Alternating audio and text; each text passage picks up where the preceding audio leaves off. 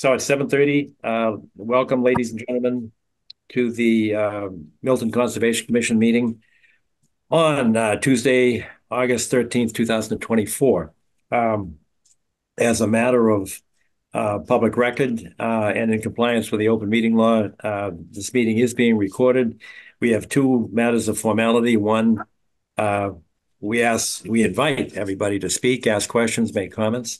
And we ask that you identify yourself before doing so.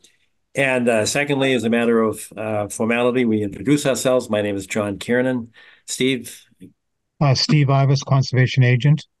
Arthur, Arthur Doyle, member. uh, Hans, you're on mute, Hans, Yep. Van Lingen, commission member. and Philip. Philip Driscoll, conservation clerk. All right. Thanks. Welcome all. We do not have a quorum, so we're not going to be able to vote. Hang on, I'm getting a text message. No,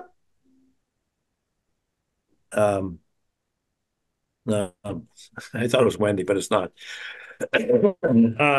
So we can discuss, but not vote. So let's go right to number one, which is a request for a certificate of compliance at 10 Fletcher Steele Way. And I think Steve and Tracy are here with us tonight. So can you tell us what you're asking for? I know, but the public needs to know too. It's Steve Finch and my wife Tracy is here. So It's hard to hear you. Can you speak up or get closer to your mic? move it over.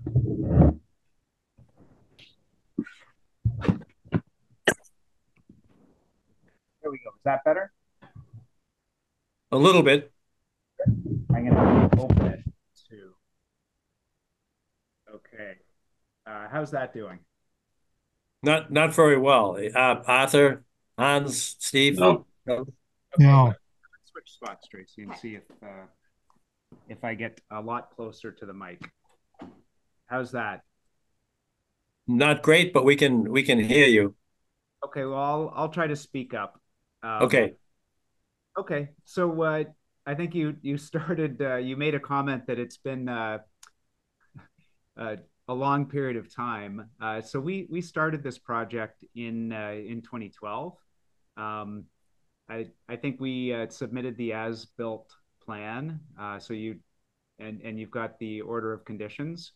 So when we started this project, there were a lot of invasives in the backyard, and part of the plan was to remove the invasives and do a lot of planting. You can see that over time, the timeline on the plan, we did complete a significant amount of planting, but we were not, it was taking some time. There was an extension that was filed in 2015, and that took the project to 2019. At that point, we did not file for an additional extension. We were working with a landscaper who we had hired to manage this project, and she completed the initial filing, she completed the extension. We were counting on her, and frankly, collectively the ball got dropped. So we have picked this up. We are no longer working with that landscaper. We've picked it up ourselves to seek to get a certificate of compliance. And I think with the documents that have been submitted, you can see the significant amount of plantings. Obviously, things have evolved. We've planted more of certain things, less of others. I think the shrubs are the one area that we have not met the original commitment. But we do believe that we've, in terms of the substance and spirit of what was intended, we believe we've completed what was required. And we would very much welcome if the committee wanted to make a site visit. I know Steve Ibis has been out to the property, and maybe I'll pause there, see if Tracy, do you want to add anything? Or No, thank you. Who's trying to? Is that Steve that's trying to screen share, or is that you? I'm sorry, Steve Ibis or Steve Finch? That's Steve Ibis, All right. screen I'll, sharing. but all I can see is your index of documents. I can't see the document itself. Well, that's interesting. Same. Okay. Can you click on it? How's that? There it is. Good, thank you. Good. So that is the as-built plan, right? Yeah. And then there's Yes. a listing on the timeline of all the plantings that have been completed, or the plantings that were done, what is still alive. There's certain plantings that did not survive.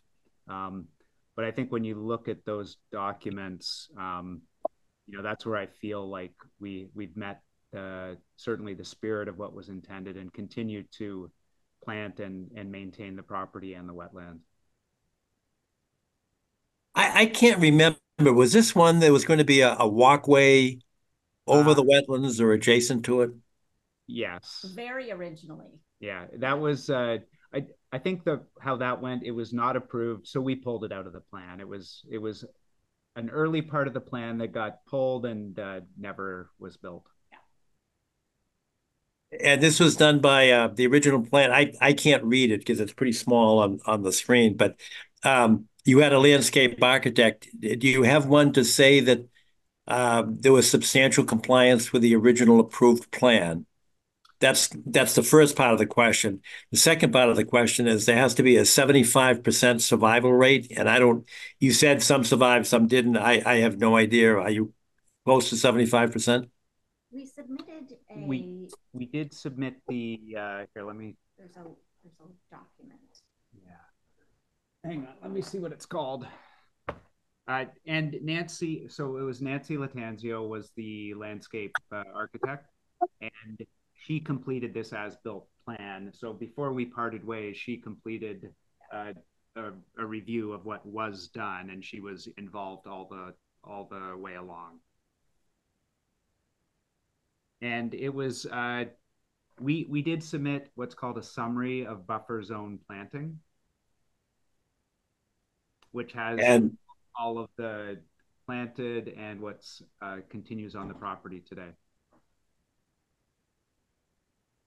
Now, I ask your indulgence here and forgiveness because I know I'm going to sound like a form over substance guy, but the certificate of compliance requires some professional, engineer, architect, landscape architect to certify that there has been substantial compliance with the approved plan. And part of that substantial compliance would require the 75% survival. But that's a state regulation for us. I'm not trying to throw forms around at you because we try to make this process as user-friendly as possible. But is there anybody that, and again, I'm very sensitive to expense, so I'm not looking for you to go out and hire some fancy something or other to put a stamp on this, but that's what we're looking for.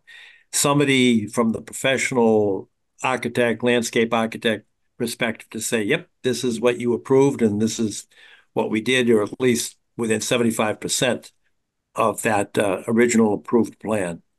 Is that a possibility for you to have that done? Yeah. I guess my question is, do most people use their original landscape designer, or do they also need to hire somebody from outside? I think most of the time it's one and the same, but it's not uncommon for folks to part way with their professionals, and oftentimes a new one will come in. Yeah. And all they have to do is look at the plan and say, yep, that's what the plan was that was approved, and that's what's happened. Got it. So could we just have Nancy do that? Yeah, if she's willing. Yeah. Okay. I'm having a very difficult time hearing you, so I'm not sure what you said, Tracy. Is Nancy still available to sign that? We believe she would be, yes. Yeah. So we will connect with her. All right. And is anybody interested in having a view of this? We can't vote tonight anyway, and would require that attestation from Nancy or somebody else. But if Steve Ivas wants to make any comments, Steve, I know you've been to the property. Yes, I was at the property and I was very impressed with how things are growing there. Very, very well. So if I may, I think, so just to clarify, the reason that we ask for that letter is for a professional to identify deviations from the original plan, and understanding there have been changes over time, but to provide a comparison of what the original plan was, and then put together some sort of justification for whatever changes there might have been. So that's, and understanding there's quite a few plantings out there. So I mean, but yeah, just to help us for record keeping purposes, understanding how consistent it is with what was originally approved, and if the changes, assuming they are not significant. And that's very helpful. I think we've got part of it in the document that was submitted, but I think it falls short of what you're asking for. So we can, that's why I'm hoping that we can do that reasonably quickly. All right. Do you think you could do that within, Steve, when's our next meeting? The next meeting is September 10th. Do you have any time pressure on you? I mean, some people come to us looking for a certificate of compliance because they're trying to refinance or sell a house or something. No. That we can work with that September timeline for sure. Oh, good. John, if I could just interject, this is Wendy. I don't know. We have a quorum. If you knew I had joined. Yes, I just wanted to let you know, so that we do in fact have a quorum. My apologies for being late in joining, but I did hear the presentation and I'm ready to vote. Oh, okay. Well, does anybody, and actually I go back with a question, does anybody feel the need to see it, understanding that Steve has already seen it and given his vote of confidence? So we could do a conditional vote, Wendy, but it would have to be contingent upon receipt of the letter of compliance from the professional landscape architect. Yeah.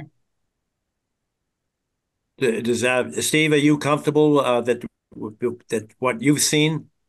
I am, but I would strongly suggest that the commission take a look at it because it's extremely well done. It's a good example of how to do things right, in my opinion. All right. Well, let me then reverse the request and say, rather than waiting until September 10th, we could do a site walk earlier than that, and we may have other site walks coming up as well. And how long do you think it would take you to get Nancy Latanzio to sign off on this? We'll follow up with her tomorrow. Yeah. All right. Well, given that, if you don't think there'll be a delay there, we could have a site walk. And I won't be able to do it this coming weekend, but anytime after that, I could do it. And what about the others? Wendy, are you around? I was anticipating that we would be going this weekend, but unfortunately I'm not available the weekend of the 24th. All right, let me just back up a second. So this Saturday is what?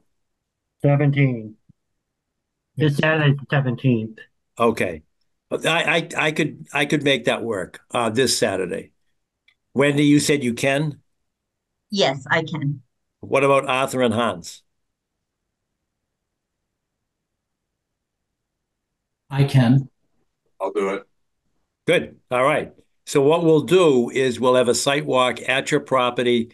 We'll start at 8:30 in the morning, Saturday morning at your home, if that's acceptable to you. And then we can vote there because we'll be in public session. Sorry, my bad. Okay. All right. How does that sound? Everybody on board for a site walk this Saturday, the 17th at 8:30 at 10 Fletcher Steele Way. Good. And we can vote then and see if you can get Nancy to sign off on that. And if you have it earlier, get it to Philip. And if not, just have it with you when we see you Saturday morning. Great. And do you need us physically present Saturday morning? We're on the Cape. If we have to be there, we'll figure it out. But no, as long as we have permission to go onto your property, you don't have to be there. And we would let the neighbors know as well that you would. Yeah. Okay, good. That's perfect. All right. Then we'll adjourn this meeting with your consent until Saturday, the 17th at 8:30 a.m. at your house. Thank you. All right. All right. Thanks all very much. All right. Thank you.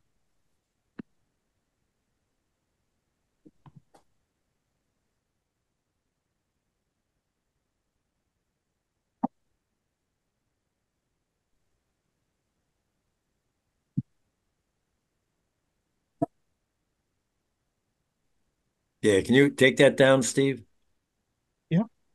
Beautiful. All right. Good. All right. Second on the agenda is certificate of compliance at 370 Hillside Street. And Artie, I think that's yours. That's right. Thank you very much. So what's happened is that we went on site and we did an existing conditions plan. We provided the commission with copies of the as-built plan. You should have on file the as-built plan that we prepared and an as-built plan that the Ivy Studios, the architect, included. I'm happy to share the screen if you prefer, or you can have, or Ivis can do it, however you guys want to move forward with that. So the project was, there was an existing house and they were going to renovate the swimming pool that they had on the back of the property. So the project was to remove the deck that was on the back of the house, the swimming pool patio, and install a new deck, new swimming pool, and new patio. Also was a new pavilion, and they relocate the pool equipment. We believe that was done and was accomplished.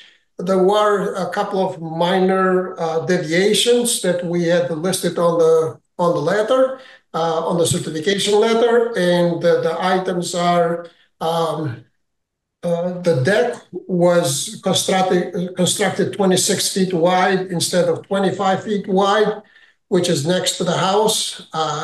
Steve, if you allow me to share the screen, I can. Yes, if you'd like. Yeah. I have to allow you to do that. And let's see if I can get that done.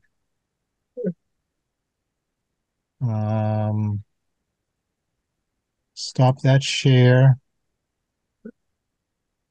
Go to RD.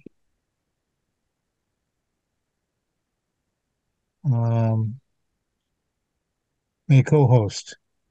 Okay. You should be able to share the screen now, RD. Perfect.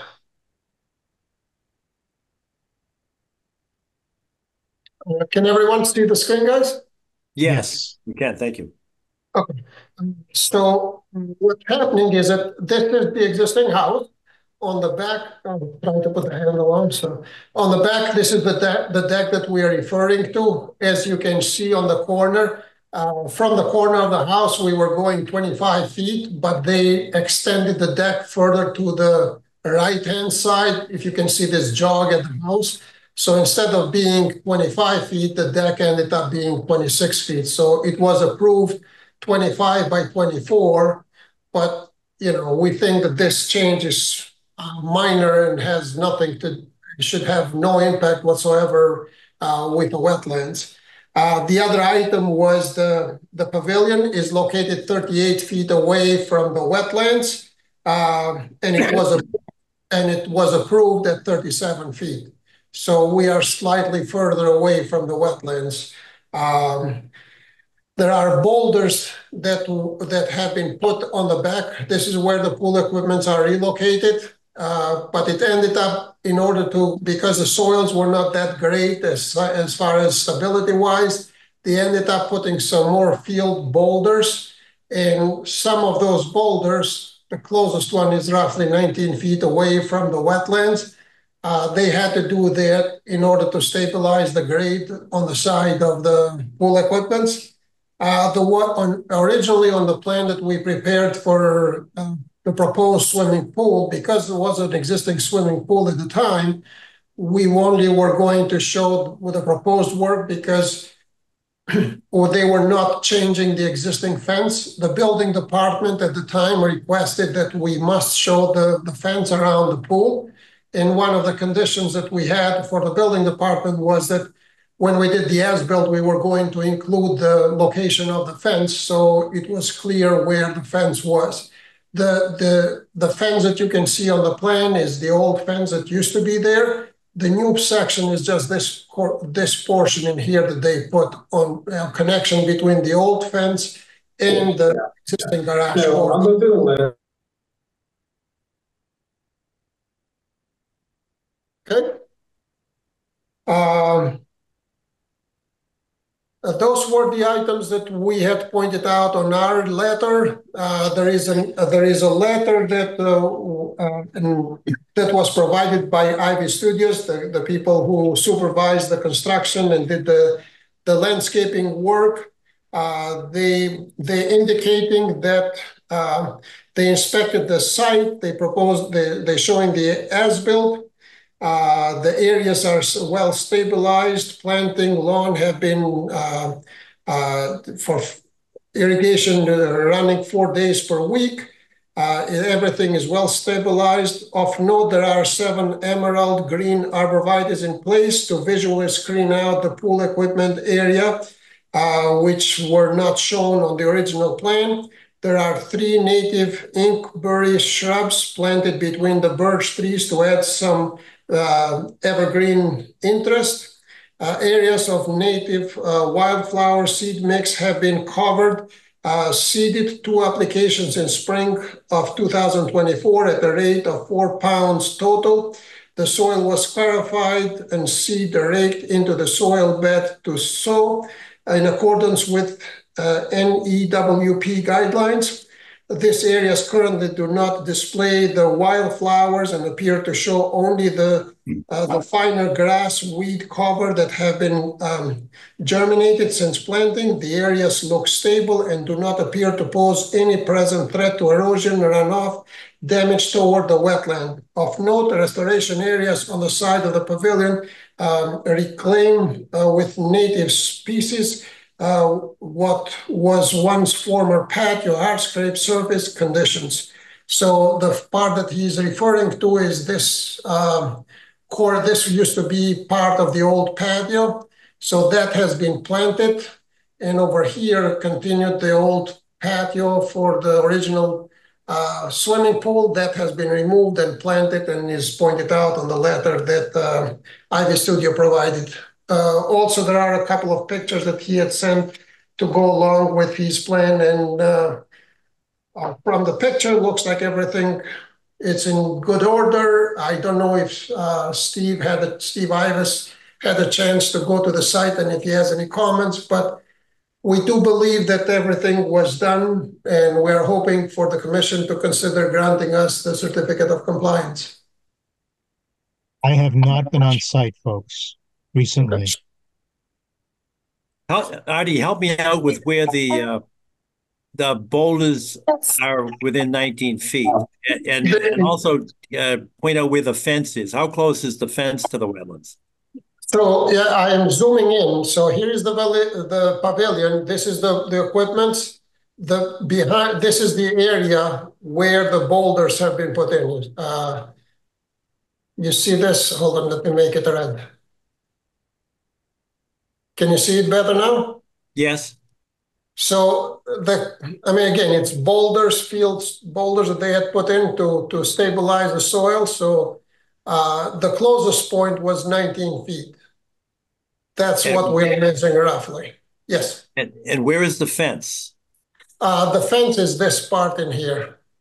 So as you can see, this is the old fence. It goes through the wetlands, crosses over, and then goes around in the woods, and keeps on going around all the way and comes here to the other part. So this is the original fence that you have going through the wetlands and through the woods.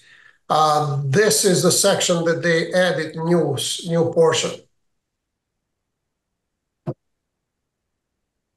So that new portion, Artie, is on the northwest side of the equipment, right?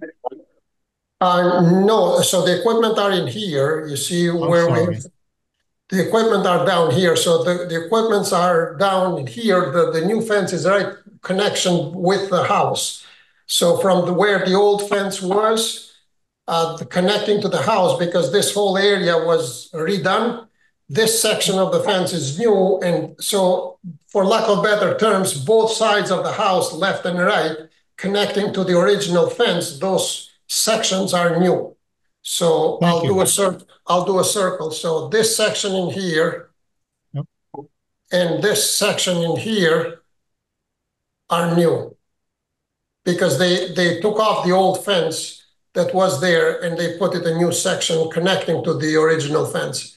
The same thing up on this side. They installed the gate, and because there used to be a pool in here, they had the fence going all around the original pool. That's what's going on. And this is the down part, and here is where the boulders are. So there is both new fence. I mean, well, it was approved. The fence was approved. The new fence was approved as part of your approval. The fence, this section of the fence was approved to connect in here, but we had not shown the fence going into the woods and wrapping around and going all around this area. We had not done that when we did the existing conditions for you guys. When we proposed the work, because the fence wasn't being touched, we did not go through the exercise of locating the fence. The reason why we had to go and locate it now is because the building inspector made it a point that in order for them to give the certificate of compliance as far as the building department or giving the permit to do the work, they had to commit that we were going to show on the as-built plan where actually the fence was. Because per pool code, you got to have the fence, and he wanted shown on the plan for the record. Oh, I know that the pool requires a fence around it. It's the location of the fence, though. Yeah. Couldn't the fence go closer to the pool? It is the original fence that was here before. The pool was at the same location roughly where we had it before. So they didn't touch this fence that was in the woods. They only... And that's still the same fence? That's still the same fence. No new fence has been put. This is still the old fence.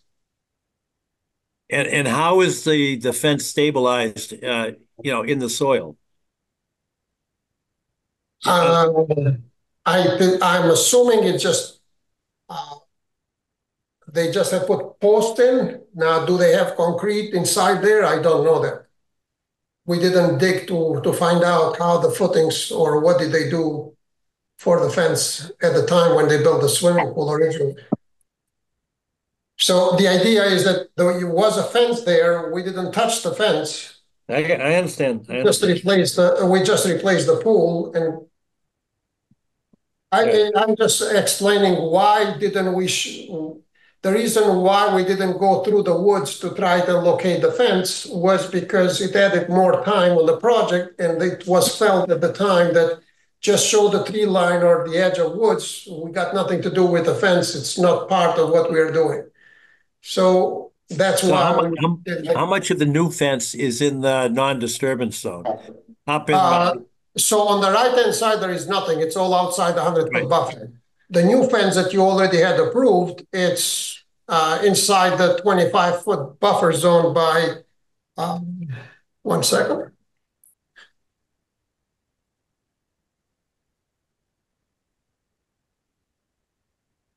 Like close to 5 feet. This corner in here is inside the... And how is that section of the new fence stabilized? Is that concrete in there? How How did they stabilize it? They connected to the old fence. I would expect that they put concrete on the bottom of the post to hold it up. But we didn't supervise the construction. It's a question I cannot give you 100% clear response. And go back to the boulders for a minute. What's the purpose of the boulders, and why are they inside the 25-foot non-disturb as opposed to outside the 25-foot non-disturb? As they were stabilizing the soil in here, I'm told because of the soil conditions and the overgrown area in here, they were afraid that this area would be a runoff. So they took the initiative to put some boulders to hold the soils. We were not at the site at the time. I'm sure Jared has a reason why, but I believe they thought that they were doing the right thing for the environment by protecting any runoff going inside the wetlands. So may I ask what the proposed grading was on the original plan? There was no proposed work inside the 25-foot buffer. But did you have proposed grading up to the 25, or did you have any grade changes? Yeah, if you give me 1 second. So at the time, we were showing the erosion control barrier at the 25-foot buffer, and the boulders were proposed at the other side of the pool equipment. You see how we have proposed pool equipment relocation 9x3.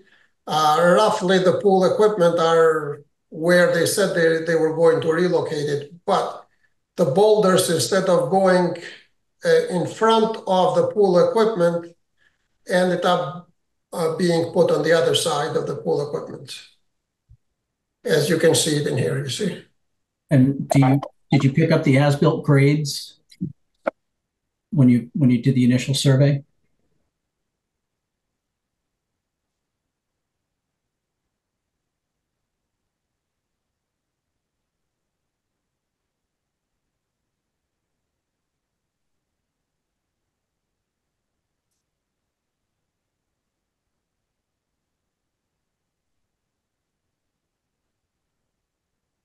I'm just seeing if that 182, 183 line is the same as it was pre. Yep.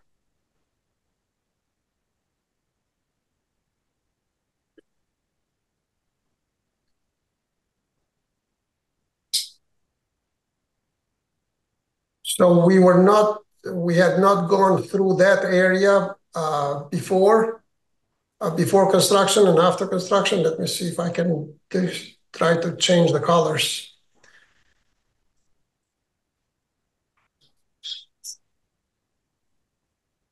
So it looks like you didn't pick up the grades initially, so you don't know if the current grade is different than than before you redid the pool, or the pool was redone. Give me 1 second. I'm trying to.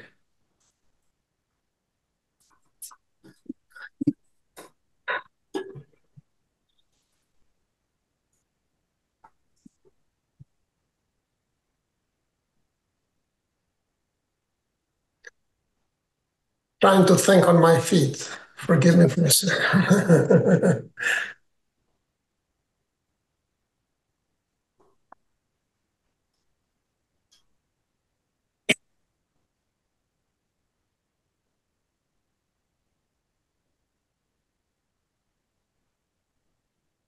Okay. So the pool equipment were at elevation 180. The original pool equipment were at elevation 181.5. Can you see? Yes. And the boulders are at elevation, the bottom of the wall boulders are at elevation 178.7, and the top would be 182.7. 182.7, 180. So on one corner is 180 point, let's call it 181. On the other corner is 183, and where the pool equipment was 181.5. So this grade in here more or less did not change by much. So it was 181.5 and 182.2. So currently you got elevation 182 there. The spot grade that was before used to be 179.36. The spot grade at the bottom of the boulders is 179. It's because it's a little bit further away. The spot grade was 179.6. At the bottom of the boulders now is 179.8. So it's not like a steep slope through there. Yeah, so from the bottom of the 179 to 182 or 183, so it's almost 4 feet. That's why they ended up putting boulders. So originally they were putting the boulders on this side. That it was approved for the boulders to be on the other side of the pool equipments and have the pool equipments lower, but there was a field change and they ended up putting the boulders on the outside of the pool equipment. So the change in the boulders, that the addition of that was a field change that wasn't approved. That's correct. That's correct. So the boulders were on the other side of the pool equipment, and because of the site conditions, they decided to put the boulders on the other side. The idea was that, as you can see, the erosion control barrier, we were staying outside the 25-foot buffer with the work. Sorry, I couldn't turn fast enough. So is the net result of this just to expand the at-grade manicured lawn?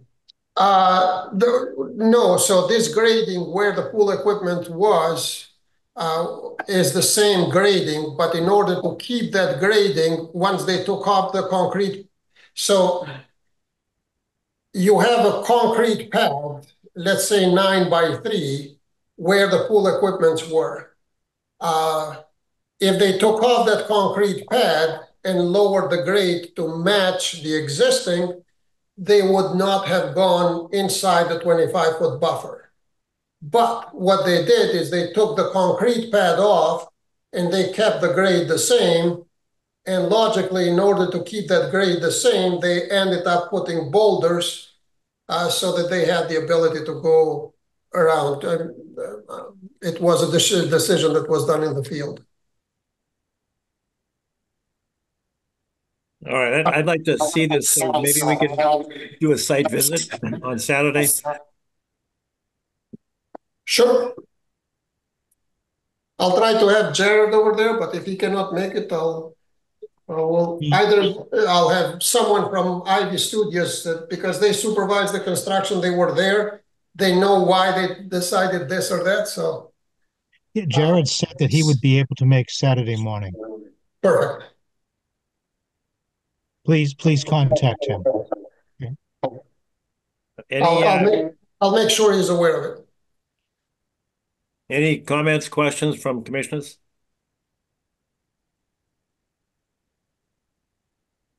All right. Any abutters or members of the public that have a question or make a comment? I see none, although I don't see everybody here, but I hear none. So why don't we continue this matter until Saturday the 17th at 9 to 9:15, somewhere in that vicinity. Is that agreeable to everybody? Yes. Yep. Yes. All right, good. Thank you very much. All right. Thank you, Artie. Appreciate it. Have a good one. Thank you. Bye-bye. All right, so that's site walk on Saturday, somewhere around 9 o'clock or shortly thereafter. All right, next on the agenda is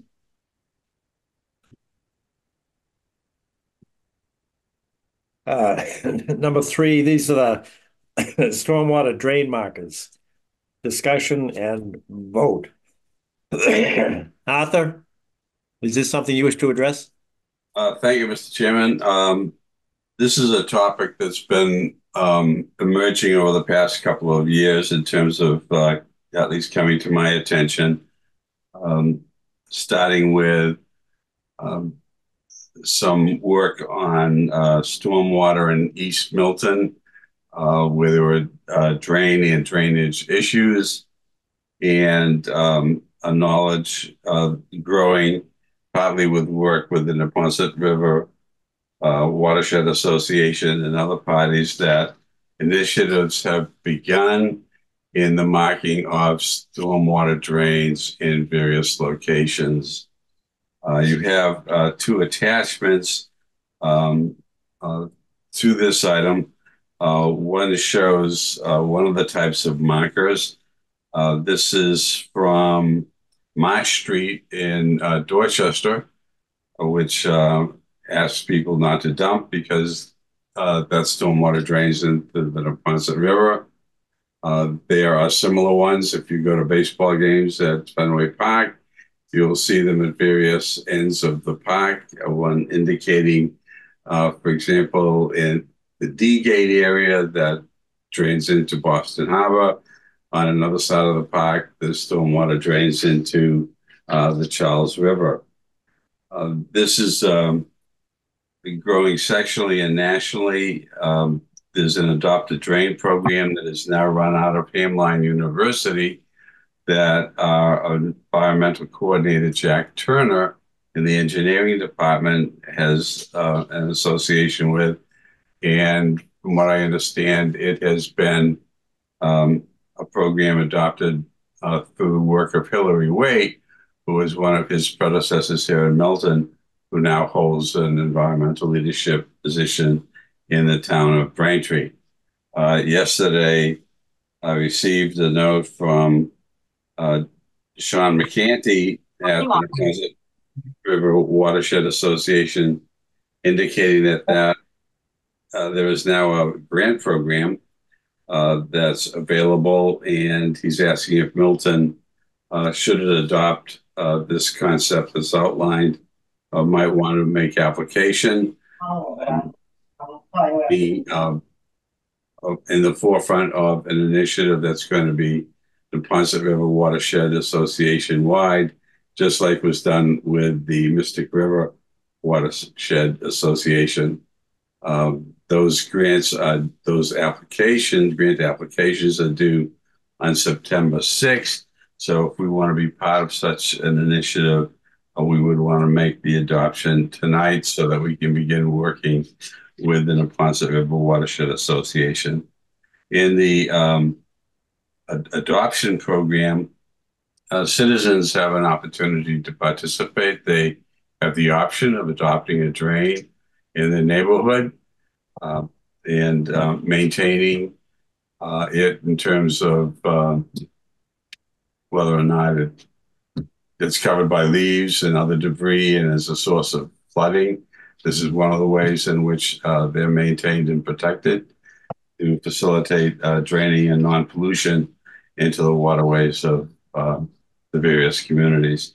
So the request reads, the Milton Conservation Commission endorses an initiative to mark stormwater drains to prevent the disposal of chemicals and other waste from entering and polluting the town's waterways. This initiative may be conducted in coordination with additional town organizations, such as Sustainable Milton and the Climate Action Planning Committee, as well as external organizations such as the Neponset Watershed Association, may include the possibility of developing a local adopted drain program. So that's the background, and I'm happy to entertain any questions and advice, so on down the line. It sounds like a good idea. In the absence of a state grant, are there other sources of funding? There could very well be. We would work through Jack Turner as the environmental coordinator in the town of Milton to identify them, as well as with parties such as the one that Sean identified, in collaboration with the Neponset River Watershed Association.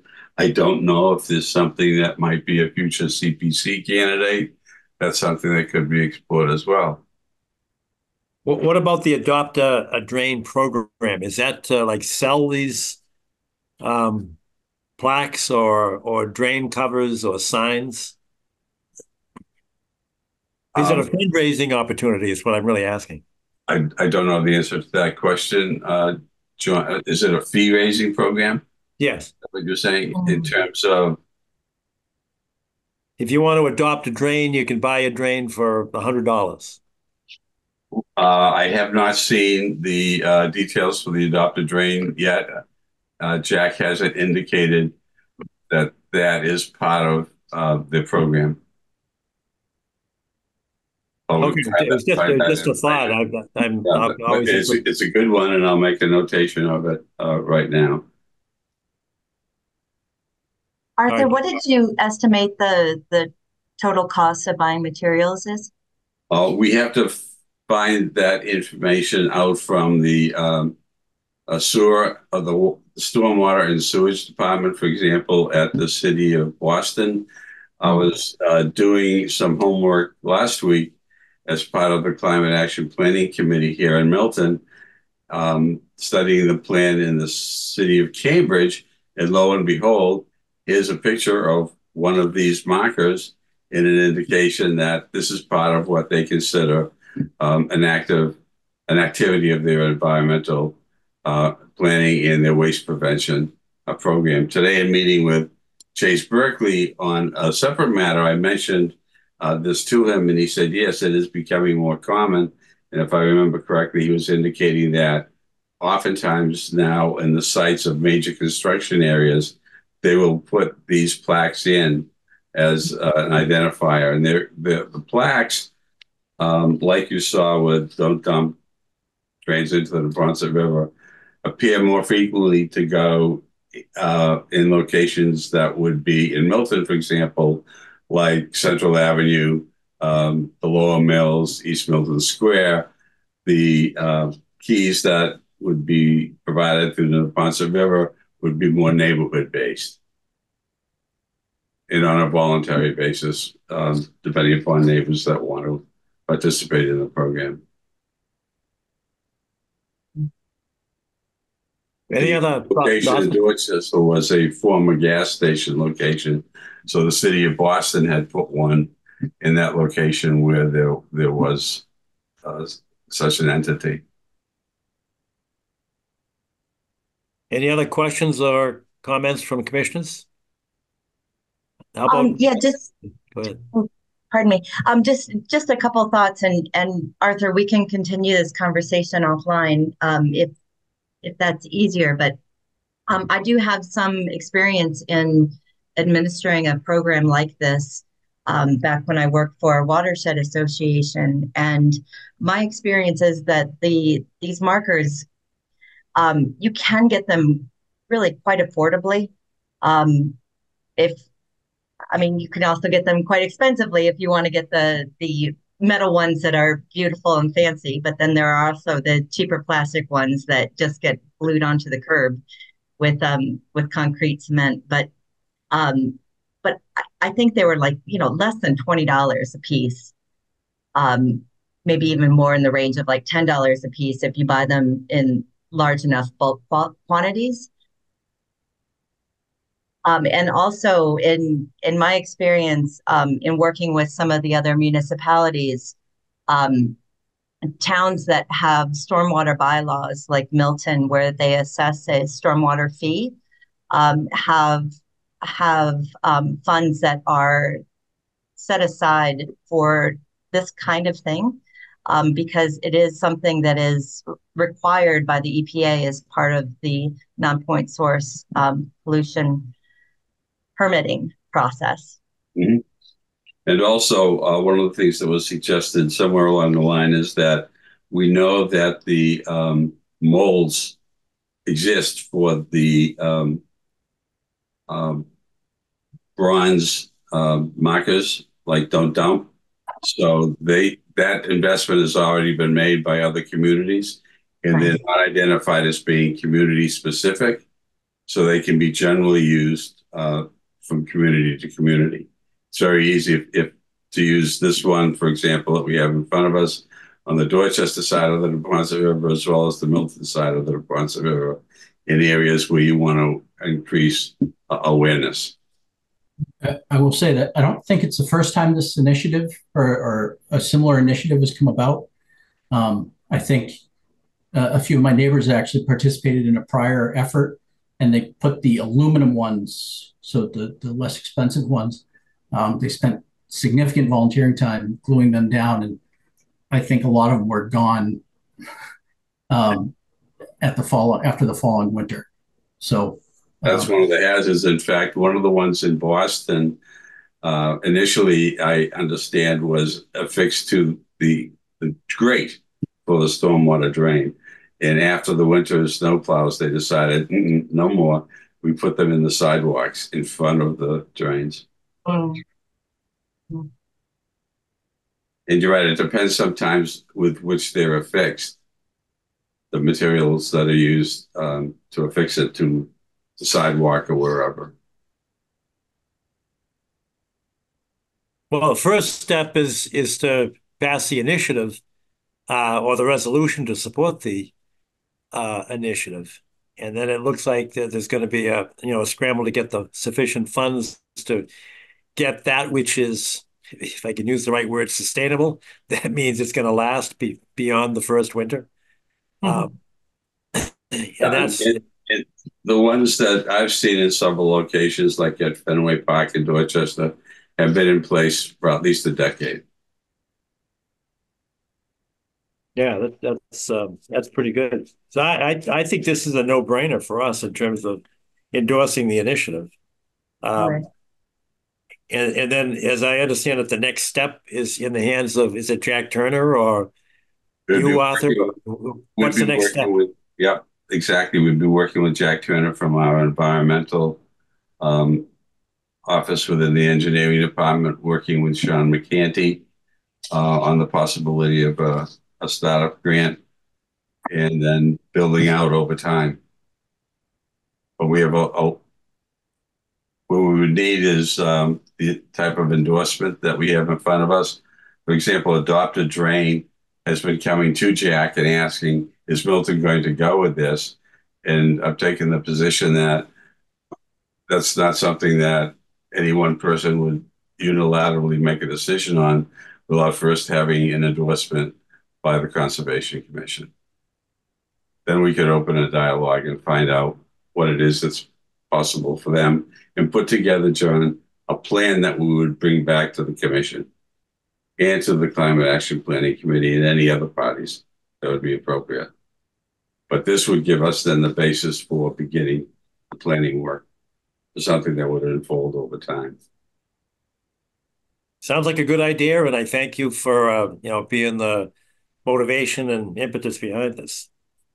Are there any other comments, or are there members of the public that have a question or wish to make a comment? Hearing none and seeing none, is there a motion to endorse this initiative by the Milton Conservation Commission? I'll make that motion. All right. Wendy, sorry. I second it. All right. All right. Any discussion among commissioners? Hearing none, all in favor, we'll do it roll call. Arthur, how do you vote? Yes. Hans? Yes. Wendy? Yes. And I, John Kiernan, vote yes as well. So that's unanimous. Thank you very much, Arthur. That's a good idea, and keep us informed as to next steps. We'll do. It's going to take a team. And Hans, I was told that you got to have a good brand of epoxy to make sure that the smaller ones stay in place. I'd be happy to put you in touch with the individual that was hemming and hawing for months about his knees hurting from installing the things and then seeing them disappear after. So. Please do. I'd be happy to collaborate. Get all the experience we need in order to do this successfully. Yeah. All right. Moving on to the next agenda item, Conservation Trust Fund discussion. That one goes to, is that Wendy? Oh, yes. Thank you, John. I wasn't I didn't realize I was supposed to have a formal presentation like Arthur did. But I did want to discuss the possibility of the Conservation Commission submitting an application to the Community Preservation Committee for the creation of a conservation trust fund. And this would be something very similar to the Housing Trust Fund that the CPC funded a year ago. And in that it would allow the Conservation Commission or a similar entity that's appointed to move quickly if and when parcels of ideal conservation land would become available. It's something that we would still, or the entity would still need to follow all of the regulations and laws of the Community Preservation Act, but it would allow the committee to not have to go through the lengthy process of filling out a specific application for the parcel, and not have to wait for town meeting approval and all of the process involved with that. Because as we all know, these opportunities, they come by quickly and infrequently, and it really behooves all of us to have the ability to move quickly when they do come about. So this is something that lots of other towns in the Commonwealth have done, including the town of Norwell, which Steve is very familiar with. And in fact, many of the towns have both kinds of trusts, a conservation trust and a housing trust.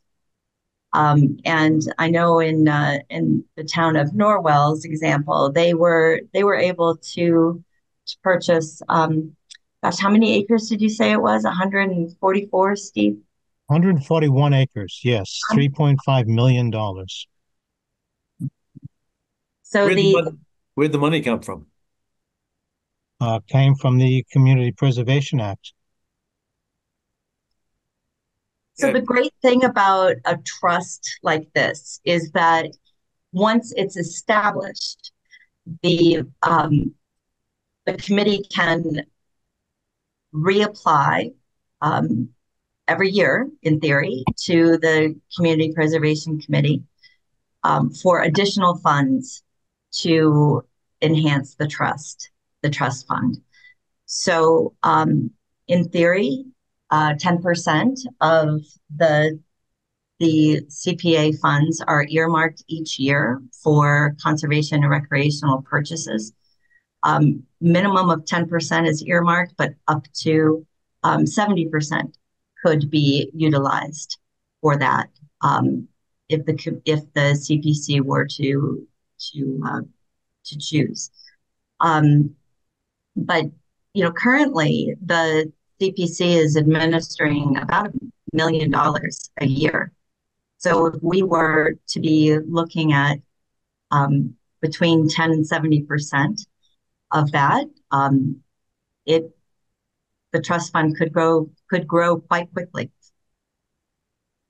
And it also wouldn't have to be used just for the purchase of land. It could be used for the purchase and administration of conservation restrictions, John, which I know is something very near and dear to your heart. And that's actually how I became aware of these conservation trusts. And in doing some preliminary research in other towns, it just seems like it would be a perfect match for Milton. I share your support for the concept, but if members of the commission are unaware of this, the Conservation Commission did apply to the CPC for $100,000 funding for a conservation restriction on 6.8 acres of land. It was up for sale, and that application was rejected. So I'm very happy to hear you supporting this, Wendy. But I wonder whether or not the 10% to 70% is realistic. Coming from the CPC, I think it would be unrealistic. But that's not to say I don't agree with the concept, because even if it was only 100,000, the 10% of the million, I still think it's a worthwhile venture. I just don't share your optimism for getting the 70% part of the $1 million budget. Because there are other, and I acknowledge there are other worthwhile goals. I mean, we've got the historic commission there being entitled to 10%. We've got the affordable housing 10%. And I know that affordable housing, there's a big push for that. So I'm a little bit more sanguine about the percentage, but I think the concept is a good one. And I think we really are going to get stuck with purchasing conservation restrictions, because I think, the cost of land, Steve Ivas, I salute you. I don't know how folks in Norwell could buy 141 acres for 3.5 million. That's pretty. Well, we good. Started early on in the CPC process. We were one of the first folks who agreed. So we were getting incredibly good return on our money from the state at the very beginning. Nearly 100% return on what we put in. That's how it happened. No, my comment was not the fact that you got $3.5 million in your kitty, but rather how you could buy 141 acres for 3.5 million. That's a lot of land. It was a lot of wetlands too. Got it. All right. Yeah. Still valuable as open space. Absolutely. And the town agreed. And it happened to be very close to the center of the town as well. It's those fields on both sides of the road as you enter the center of town. I'm sure you've gone past them every day you've visited. Yeah, I have indeed. True enough. All right. I'm pretty enthusiastic about the concept. And actually, when I asked you, where's the money come from, I was wondering whether or not you were going to say, from fines and fees that we collect. The only problem with that is that because we have a revolving fund, that was actually passed as an article before the town meeting, and so the fines and fees must go into that revolving fund. So it would take another vote of the town meeting to redirect some of that funding to go into this conservation trust. But having said that, I think there may be other sources. I mean, we received money from John Cronin and Ted Wendell and Peter Jeffries when they dissolved the Milton Conservation Land Trust, and it wasn't a lot of cash, but it was cash. So we do have that in account. So there are some other gifts and donations that could contribute to the same fund. So just to clarify, Wendy, what you're talking about with the CPC, would that be basically a proposal for an automatic set aside off the top to go into a fund, or would it still be an application by application process? It would be a year by year application basis. At least that is the framework that the Milton Housing Trust has been created. Just proposing a flat 10%. No, that's not what I'm proposing for the purposes of the Conservation Trust. When I was speaking about the 10%, that is the set aside that's required by the Community Preservation Act itself for the CPCs, the committees, to be administering. So 10% of of each year's coffers that the Community Preservation Committee has at its disposal, 10% needs to be allocated to conservation and recreation projects. And if we can spend more than that, than the 10%, but at a minimum, we need to set to either spend 10% of the funds, or we can sort of bank it for future projects, but they are, in fact, those dollars will be earmarked for conservation and recreation. So, sorry, it's a very convoluted answer. None of this is very straightforward. No, I think you've been very articulate and very direct. And I think I think it's a good idea. I just as an aside,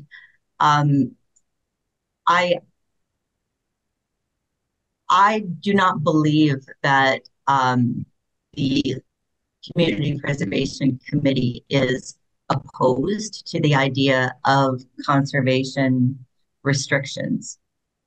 It's just that the application which you're referring to, John, from a couple of years ago, it was not approved because of other reasons, not because it was not because there was opposition diplomatic to on you. I know what the reasons were. But because we as the CPC are the Community Preservation Committee really is bound by a very strict set of rules for how we spend this money. So there's no shortage of wonderful projects that are beneficial to the town. But as far as those proposals that meet the criteria of the act itself, that's where it gets tricky. And unfortunately, my understanding of the application that the Concom submitted for that conservation restriction, it didn't meet the criteria of the law. Kathleen O'Donnell can go into the weeds on that. But that big picture, that's my understanding of what happened. But that being said, it is not that there was general opposition to the concept of conservation restrictions. So if in our application we propose that we'd like to have this trust created and funded in year one, we can spell out what we envision this trust being able to do. And at a minimum, this trust would need to fulfill the same requirements as the CPA legislation itself. But many towns go above and beyond that because they want to make sure that their trust, that the entity itself is trusted, that the community trusts the trust because they do act quickly. And therefore, they want to make sure that the town voters understand that they're not just acting like renegades, that they are following the letter of the law and doing so transparently.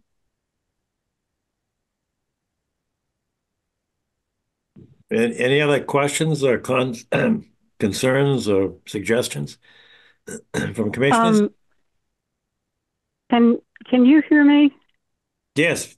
We can't see you. Can you identify yourself? I could. Yes, I'm sorry. It's Marjorie Farrell is my name, and I was here for the knotweed part. So I just wanted, since you're kind of moving along, to say I'm here and who I am. Oh, good. Oh, thank you. Thank you, Marjorie.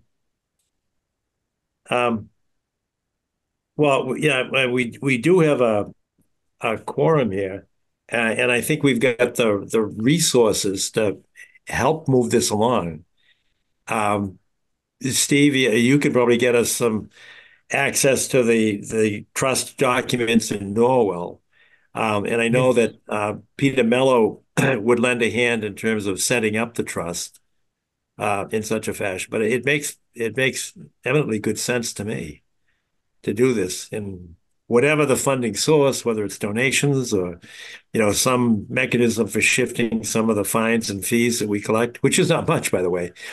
Save one. We had one very large fine 15 years ago. But I think the CPC is the most obvious contributor of funds. And it makes sense. And I agree with what you said in terms of being able to act quickly, because without being able to act quickly, we have to wait for, the eligibility process, the detailed design, phase one, phase two, and then approval. And then we go to a town meeting. And so it's a year later. So if something came on the market, good luck.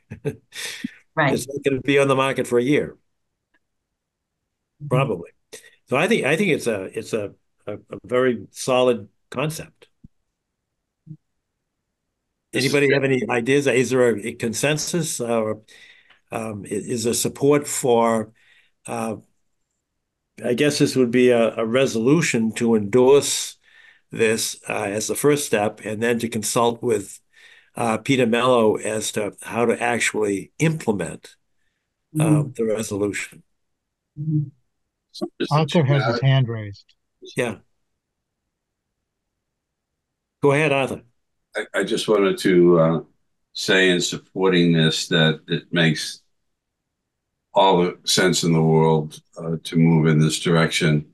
Not to do so could create an opportunity cost for the town that would be hard to recover from. And having this in place could also serve as an incentive, and I think you were leaning toward this in some of your comments, Mr. Chairman, whereby others might be incentivized to provide matching grants, make gifts, and so on down the line. Whether those are gifts in terms of monies or gifts in terms of land, or a combination of the two. But without this as a stake in the ground and as a permanent part of the Milton landscape, there would be much less of an incentive to follow in that direction, I would say. Right. But, to be honest, it's not all happy talk, because, one of the problems that the Milton Land Conservation Fund or Trust ran into was administering all the land that they held. Right. And it became cumbersome and burdensome to actually administer. They sat on deeded land, and they sat on conservation restrictions, and they didn't have the administrative wherewithal to administer those lands. And that's why they gave some to us, and the bulk of it went to the Wildlands Trust, because they do have the administrative and management infrastructure. So this is not, and I'm sure Peter Mello would say that okay, now you set up a conservation trust fund, but it's not just a bank account. Right. It carries with it certain management responsibilities. So what do you do with these conservation restrictions, when they come to you? And by the way, apropos of our discussions on the school building land swap, there was a lot of talk about conservation restrictions expiring after 30 years. I mean, this conservation trust organization would have to then pay particular attention to, the start date of these conservation restrictions, and figure out when to seek either in perpetuity amendment, or extend the 30 years, which you can do under the statute. But there are administrative responsibilities that go along with it. So it's not just a bank account. Just for clarification, what I was intending to say was not that we would want gifts in terms of actual land and get into the land holding business, but gifts in terms of added restrictions, which is a non-tangible. So we don't have to maintain that. The state has restrictions, conservation restrictions. throughout the Commonwealth in many locations. And once they're in place, that land is protected by way of the restriction. Mm-hmm. That's what we're talking about, having the resources here in order to do. And somebody may say, okay, the town has placed a conservation restriction on this piece of property. I'm in a butter. I'll do the same thing. Yeah, that's true. That's true. But there is a cost, and I know I dealt with the trustees of the reservation, and Yeah. some of the folks in my neighborhood were thinking about, executing some conservation restrictions, and the trustees came back and said, "Look, you're going to have to pay us." I'll tell you what it was. It was $20,000. And I said, "What's the $20,000 for?" They said, "Oh, because we have to monitor, the Mm-hmm. the donor to ensure that they comply with those regulations and restrictions that you just mentioned, Arthur." And that was sort of a non-starter for me. But the point is that it does cost money and personnel and resources and time and attention to monitor those restrictions. Exactly. Right. And we don't currently have that framework in No, we our don't. town. And we're really, sitting on restrictions. And right, we can't right. monitor them. Exactly. So I feel like this is a great opportunity for us to create and establish that framework. Learning from the experience of other towns, learning from the experience with the Milton Housing Trust as an example of how they're doing it. They've created basically another administrative committee that has representatives from different boards, commissions, entities across town that have an interest in housing. They all sit on this trust, the board of this trust, and they've figured out how they want to administer it. And it's been a process for them, but we certainly can be learning from that. And we could create a similar framework that's applicable for conservation purposes, so that if and when we do start acquiring these conservation restrictions through the CPA, other places, that we have an established framework for administering it, managing it, overseeing it, following up on all the legalities that need to take place.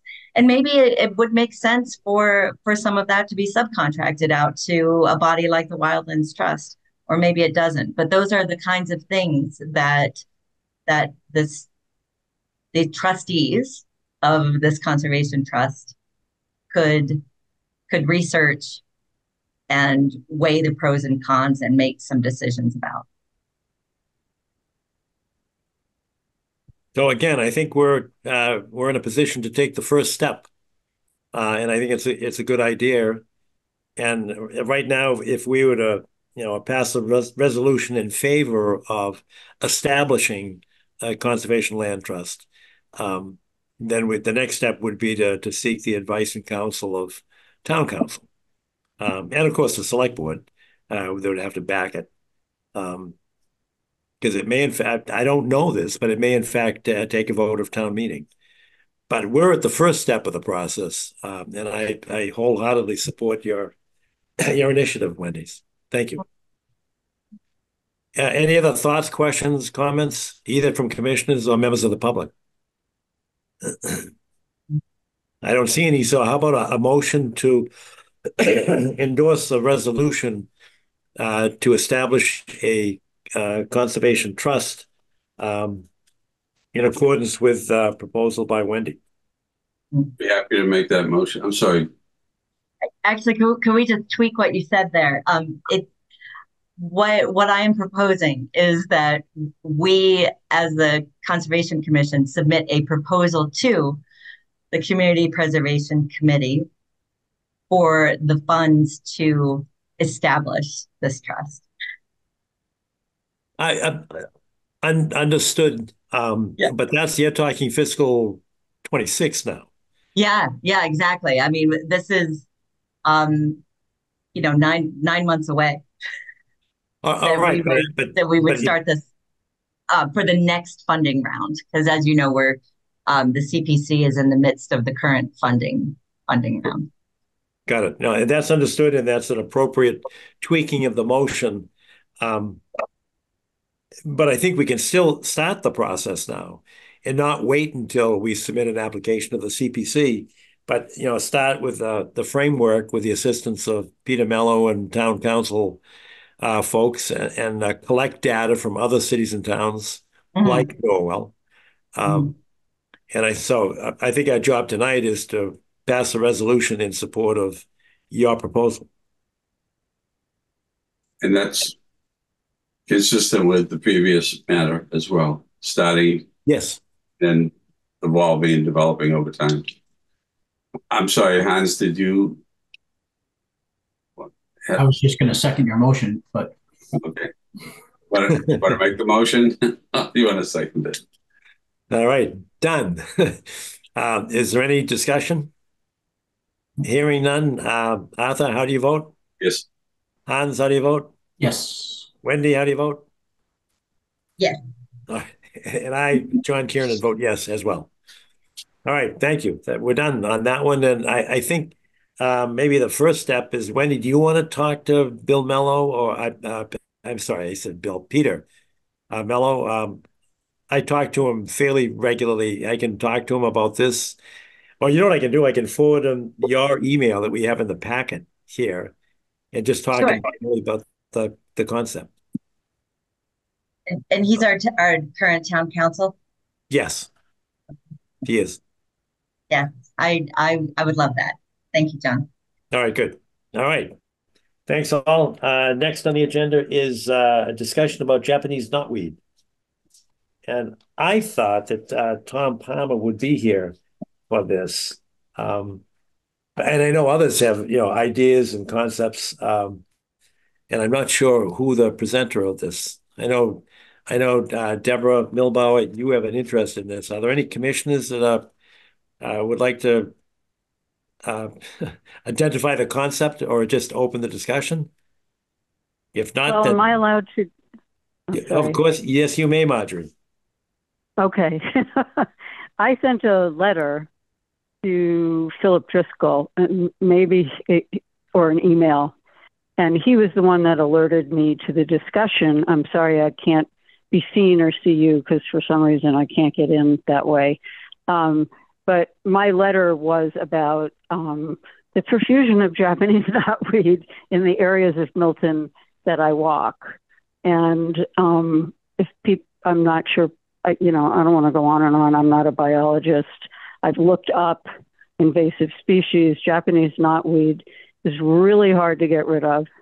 I've looked at other towns like Wellesley who have put together funds to hire people to deal with it, and it's expensive and it takes about 2 years to get rid of. Mm-hmm. However, if nobody does anything now, it's just going to get worse. And tell me to shut up at any time, all right? Marjorie, we would never. Keep talking, Mark. No, but I mean, if I'm talking too much, let me know. It's hard because there's no feedback. Okay, so I live behind the middle school, and I walk down and cross Thatcher and walk down Pine Tree Brook, right, between Thatcher and Blue Hill Ave. Probably noticed the knotweed a couple of years ago, kind of thought, well, somebody will do something. But they didn't, and they don't, and I didn't know who to go to. And it has now gone from where the bridge is close to Blue Hill Ave, all the way back down towards Thatcher Street along the brook. So what this plant does is destroy, because it comes from Japan, it's an invasive plant from elsewhere, it destroys the vegetation and therefore the insects and therefore the animals, et cetera, the whole system around Pine Tree Brook. The other place where I have seen it, if you know I don't know how to describe it, it's the entry to the pump house off of Randolph Ave. I don't know what you call it. It has a fence around it. It's right at the traffic light. It's the entry to get to the gas pump house. Just oh yeah, the landfill, the dump road, the access road. Oh, is that what you're talking about? Yeah, by the Granite Links, there's a road that goes by. Okay, so by that, there's a real. I mean, all of a sudden, I started noticing it like last year and this year. So it's kind of taken over the beginning of that entry, before you get to Granite Links. And when I called to find out if that was town land, evidently it is. So just one last thing, evidently there was a landmark legal decision, and this was in my email, I didn't look at it. I'm sorry again. I think it was in Medford, but I'm not positive, where a builder put loam on somebody's, as he was building someone's house. The loam had Japanese knotweed seeds or roots or whatever the hell it needs. And those people sued because they ended up with Japanese knotweed on their property, and they sued for the cost of getting rid of it, and they won. So it seems to me that Milton probably needs to get ahead of it now, because it's just going to cost much more money later. And also where they're putting in a memory care unit opposite the hospital, there's another whole bunch of it there. And that's where there's going to be building going on. So that's my spiel. I'm assuming that the Conservation Committee is the place to talk about it, at least. It is, and actually, you didn't talk too much. You were very articulate and right to the point, and it's a good point. And you're correct that it was an issue and remains an issue for the neighbors of the memory care facility on Highland. Yeah. And we added the Conservation Commission added some conditions to the order of conditions that was issued, and that was to make sure that the seeds don't go out with the trucks that are coming in, into the property from Highland Street. It's an issue, and it's I have personal knowledge. I've been fighting with the Japanese knotweed for about 30 years, and it's winning. Yeah, and it's winning. It does win, but Wellesley seems to have won the fight. And again, I don't know how much they spent on it. And I think I read somewhere that maybe Cohasset or some town south around Pembroke also was dealing with it.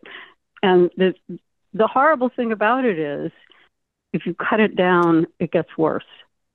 Mm-hmm. Yes. You don't want to use pesticides. Well, you know better than I do if you've been fighting it for 30 years. If you don't want to use pesticides, which you certainly don't by the brook or actually any place, to tell you the truth, then you have to devote 2 or 3 years to various and sundry ways of getting rid of it. And I did see a picture, a part of a trail in Wellesley, I think it was Wellesley, where they had put black plastic over whatever they had, done to, whether they did an initial cutting and then were smothering the roots, I'm not sure. So there are ways to deal with it, but it's not fun. It's expensive, but it's just going to get worse. So. Well, let me ask a question of Deborah Milbauer, because on behalf of the Pine Tree Brook Association, she was successful in getting a grant from CPC. And oh, good. Is that part of, the benchmarking proposal to identify A, the existence of Japanese knotweed, and B, come up with some kind of a remedial approach? Is that part of the proposal? Hi, everyone. Oh, sorry. I'm sorry. I shouldn't have interrupted. Go ahead. No worries. Go ahead, Deborah. Yeah, Marjorie can't see you. That's the problem. Here, Marjorie. Yeah, go ahead, Wendy. Sorry. Okay. I think you meant Deborah, right? So my name is Deborah Milbauer. You are Deborah. I didn't realize you were there. Yeah. Oh, okay. I'm a resident. If you can hear us, Deborah, So, hi, you're frozen. Marjorie. My name is Deborah Milbauer, and I'm a resident like you. Okay. All right. Can you hear me? We can hear you now, Deborah. Yes. Okay. Can you hear me now? Is that better without my video? Yeah, it is better, actually. Yes. I'm so sorry. So, hi, everyone. I'm Deborah, or Marjorie. I'm a resident. I'm a neighbor, just like you. I'm your neighbor. And it's unbelievable that you actually just presented what you just did, because literally I am working on a project, and to answer John's question, Deborah, you're coming in and out. Motivated by the Japanese knotweed. Deborah, we're losing part of what you're saying. We're losing part of what you're saying. Okay, I'm sorry. Right, I'm going to move locations. Can you hear me now? We'll wait for you. We'll wait. No. All right, hang on. I'm going to move locations. Okay. Technical difficulties. Yeah. The sign of the times. All right. This is a very timely discussion. Just reading the email from Steve earlier today about the knotweed from one of the which project was it? Off the top of my head. Big one. I don't remember which one I was talking about.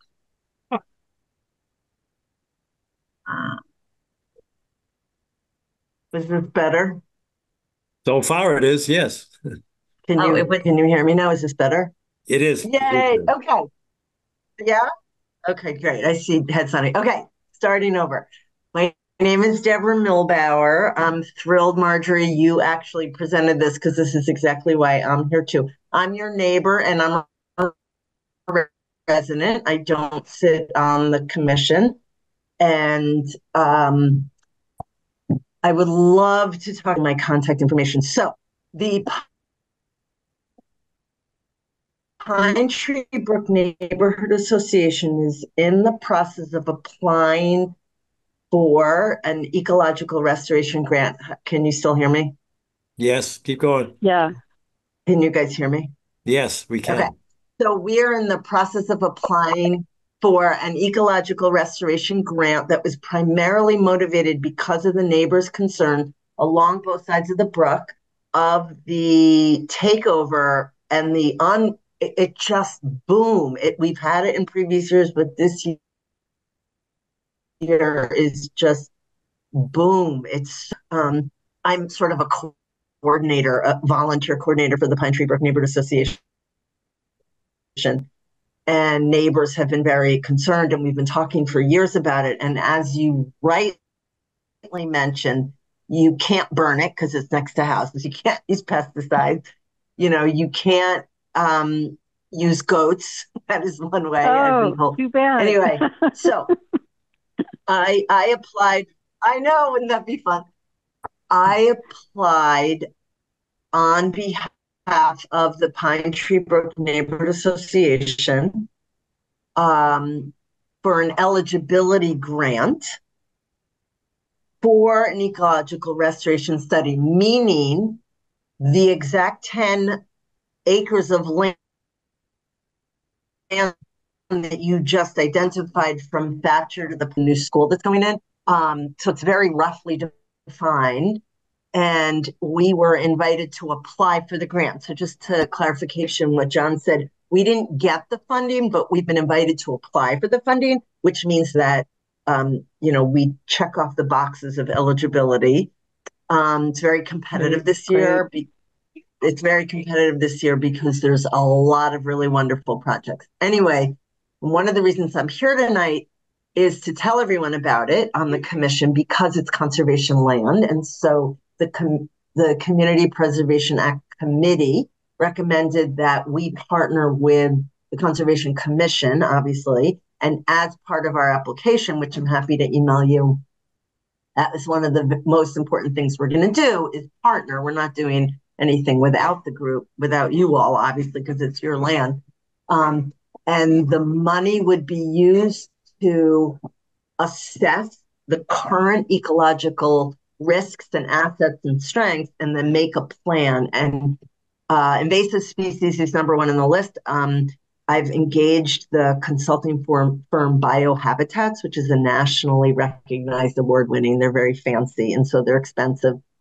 So it's $40,000. I could have shopped around and done bids, but I figured let's just start there. They're very qualified. They've done this many times, and they're familiar with CPA. They've worked with other CPA projects in Massachusetts, so they're familiar with all the parameters. And what my contact there walked me through actually exactly what you just said, which is this 3-year phased-in invasive species management plan. And he said you can never get fully rid of it, but you actually can make a dent, and then you do need money or commitment, whether it's DPW or someone else, to actually do sustainable maintenance over time. You just can't leave it after year 3. You have to do maintenance every year. But this application is intended to just get a list of recommendations and a suggested action plan. In other words, there's no work being done this year.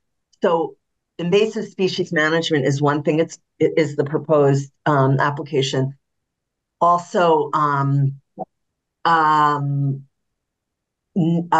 tree loss, tree cover. There's been a lot of fallen trees, and replanting, which actually is part of invasive species management, is planting native species. The plan is water quality. There's also flooding issues. The Pine Tree Brook is actually in the floodplain region, the predictions. And Neponset River Watershed Association actually has been doing visiting communities to show the communities their flood planning plans. Anyway, I could go on and on, but the point is, and the reason I'm here for this particular agenda item, I saw it on the agenda, so I popped in, and John and I spoke last week. So a couple of things. Marjorie, let's exchange contact information. My email is deborahmilbauer@hotmail.com. Great. And 2, once we revise the application, then I'm going to share it with this committee, the Conservation Commission. I will not submit the final application without you all having an opportunity to review it and give feedback. The plan is really just focus groups, interviews, and then, ecological assessment, and using existing data and then generating new data. And so my hope is to also incorporate your intent around the flora mentioned to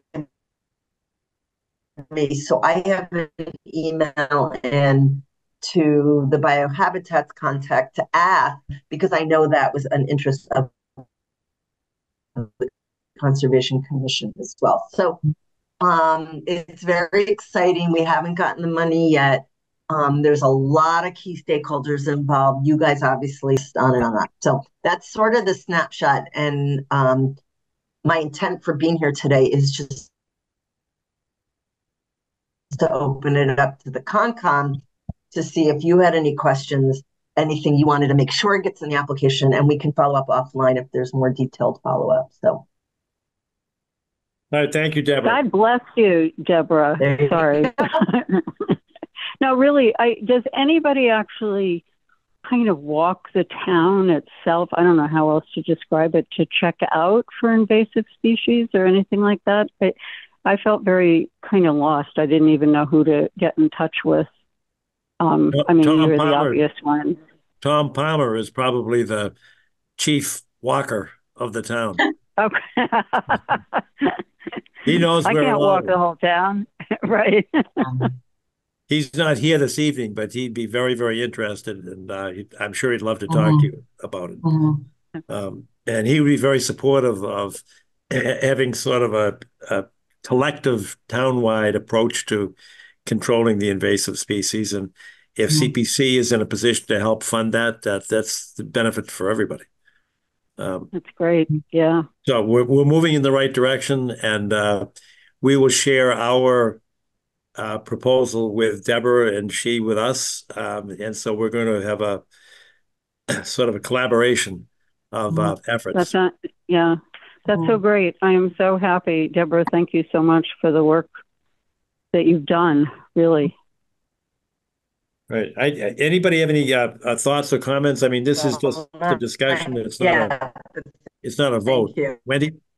I do. And I apologize in advance. It looks like I'm also having some connectivity issues, and I might freeze on you.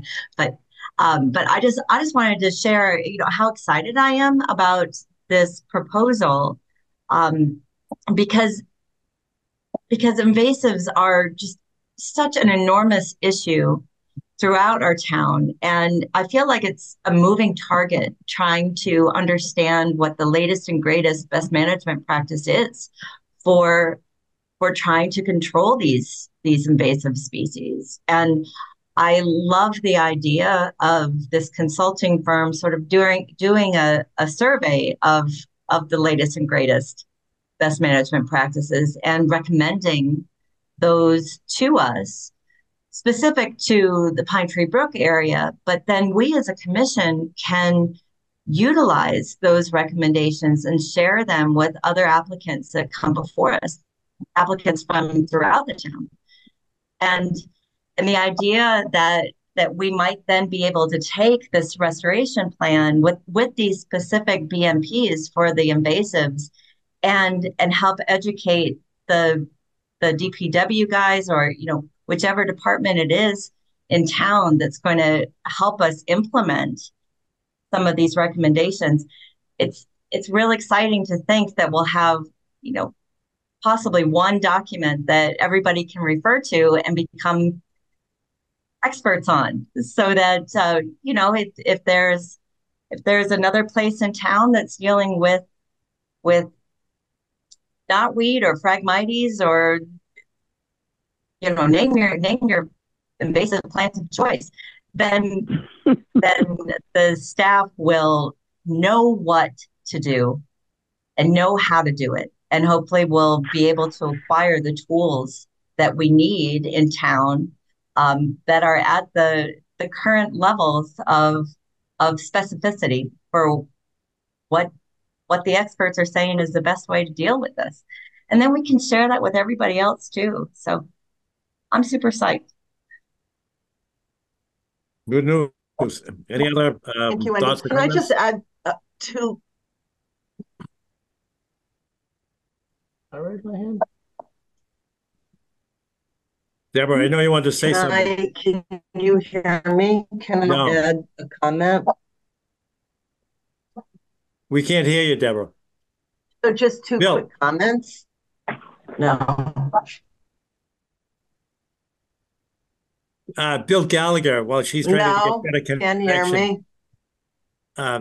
Yeah, go ahead, give it a try, but you're really fading on us. Yeah, I like Can to you hear say me now? Deborah, why don't you hold on and see if you can get a better shot. Bill Gallagher wants to make a comment. All right? Yes. About 15 years ago, I was given some technical support for MIT, and their major concern was invasive species. And there's a whole smorgasbord that have infiltrated and dominated the ecosystem. And basically what it does, it just pushes out the native species. And the native species become either extinct or little left of it. It's a dramatic shift in the whole system. And I've seen that as far as this oyster project I've been trying to take off. They have the same issue, the American oyster and the European oyster. And the European oyster is dominating around. And there's also mussels that are up in the Great Lakes area that have been invasive. It's just taken over. It's like an invasion. And as far as the solution to the problem, I think they're still doing research in it to try to understand the process that's involved. That's about what the input that I wanted to give here. All right, thanks. Well, the input is what we're looking for, and that's exactly it. So we may have an opportunity we've got these dual CPC grants, and they're basically benchmarking projects, to figure out where we are and where we want to be, and come up with a remediation plan. So any contributions, information-wise, that you can make to that would be beneficial to all of us, and we'd be grateful for that. So both of these projects are going forward. The Pine Tree Brook Association is limited in space, essentially the approximately 10 acres from Thatcher Street down to Pope's Pond. The Conservation Commission is a little bit broader than that. It would include Turner's Pond and the Pine Tree Brook connecting all the way to Pope's Pond, but also including Houghton's Pond and Hemingway Pond, etc. So we welcome the input, Bill. Thank you. And I see there's a Zoom user here. I don't see a hand up, but if you wanted to make a comment, we're all ears. I don't know who Zoom user is. All right. Well, I think we've lost Deborah, but I think the idea is to, keep this on our agenda as we move forward to go from the preliminary eligibility phase with the CPC for both of these grant applications, to keep the public informed and to collect data and additional information as we move forward towards the specific design stage. So, thanks all. Okay. Can I say one more thing? I'm sorry. Sure. It's not very businesslike. My granddaughter just convinced me to get an app, and I am not technologically apt, called Picture This. And I walk down, and what you do is you take a picture of a weed or a flower or whatever, and it identifies what it is, and it'll tell you if it's invasive or not. And I walked my walk down Pine Tree Brook, and I thought I noticed things, and I came up with 35 different species of lovely weeds, et cetera, that I had never seen before because I really didn't know about them. And so this is just a suggestion to anybody who enjoys walking in Milton. Not that I want to suggest that people spend that much time on their phone, but it's really amazing to realize that you can walk someplace for 20 years and not see what's there. And there is so much around that is not invasive that we would love to conserve also. I know I sound like an old hippie, which I am, but that's my contribution. Well, thank you for your contribution. There are some other old hippies in the group here tonight. Right, Steve? Good, I'm glad. Yes, indeed. The other thing, I know you're going to move on, and I will just get off, but I just want to say thank you so much. I've been listening for the whole meeting. God bless you guys for for doing this work. This is not, it's easy for me to write an email and say, oh, I'm really passionate about this, but you're doing the hard work on the ground. And I mean this really sincerely. Thank you for doing it. Well, you're welcome. Thank you very much for saying that. I want your contact information. I can go through Phil. Can I get you? Can we go through you on email? Yeah, my email is ARAN as in Nancy A5 Arana5 @comcast.net. Did you get that? No. Deborah, email me tomorrow and I'll get it to you. ARANA Nancy. Okay, I'll email you, Phil. Yeah. I mean, Philip Driscoll would have the email address because I sent him the email. Okay. Yeah. Okay. Great. Thanks so much, you guys. But Mark. All right. Thank you, Mark. Okay. Right. Bye-bye. Okay. Bye. All right. All right. Well, thanks all for the discussion. I think it's informative. I'm sorry. I wanted to actually make those two comments, and one of them was for Marjorie. But just to clarify something that Wendy said, the plan for the CPA application is to apply to come up with an action plan, and then next year apply to the CPA to implement the plan. Mm-hmm.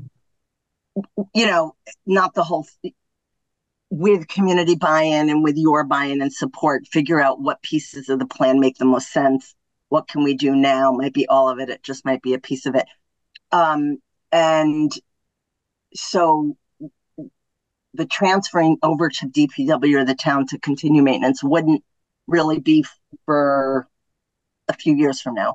First, we'd apply for money to actually for this biohabitats firm. And if it takes 2 to 3 years to keep reapplying. Anyway, the other thing I wanted to say about Marjorie's comment is I think her point is well taken where there does need to be an invasive species management like committee almost. And I realize that, John, the intent of the flora and fauna survey is part of that, is just trying to get a handle on it. But I do think her point is well taken. There does need to be a bird's eye view of the whole situation. That's it. Thanks, everybody. I appreciate you letting me talk about this application. I'll circle back and I'll send everybody the application to read before I submit it. Great. Thank you very much, Deborah. Okay. Before you disappear, Deborah, this is Steve Ibis. Be aware that we have a very good resource in town. Alan Bishop, the GIS guy at the town hall, he could make good maps of everything and anything. So there's a really good resource right at the town hall for mapping purposes. Great. I wrote that down. The plan has got to have a map in it, right? Well, that's what this firm does. That's what they do, but part of what the app.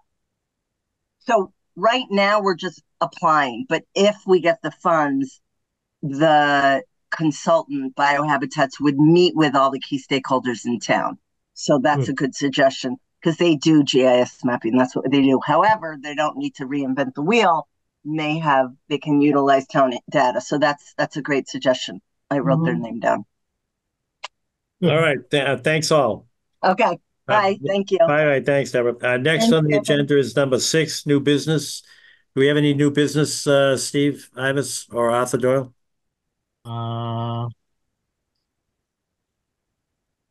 None here, Mr. Chairman.